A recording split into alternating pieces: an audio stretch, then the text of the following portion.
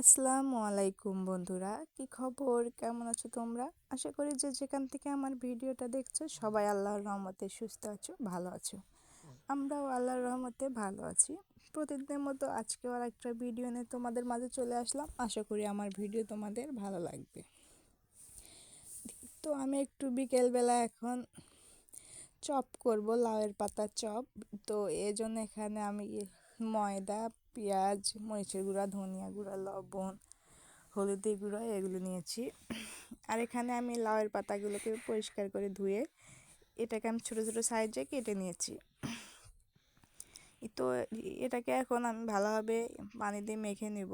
তো এখানে তোমরা চাইলে চাউলের গুঁড়ো ব্যবহার করতে পারো, কিন্তু আমার ঘরে চাউলের গুঁড়ো ছিল না, সেজন্য ময়দাটাই ব্যবহার করেছি। আর ময়দাটা মুচমুচে হয়।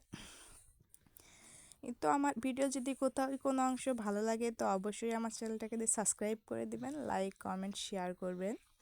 কারণ আপনার একটা লাইকই পারে আমার ভিডিও হাজার হাজার মানুষের কাছে পৌঁছে দিতে।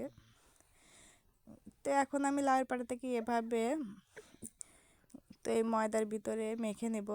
তো দেখতেই পাচ্ছ ময়দাটা একদম ঘন না, পাতলাও হয়নি। তো এভাবে ভেজে নিতে হবে তেলে। দেখতে পাচ্ছ কি সুন্দর ফুলে গিয়েছে আর মুচমুচে হয়েছে, খেতেও অনেক মজা। আর ভিতরে লাউয়ের পাটাটাও একদম সিদ্ধ হয়ে গেছে।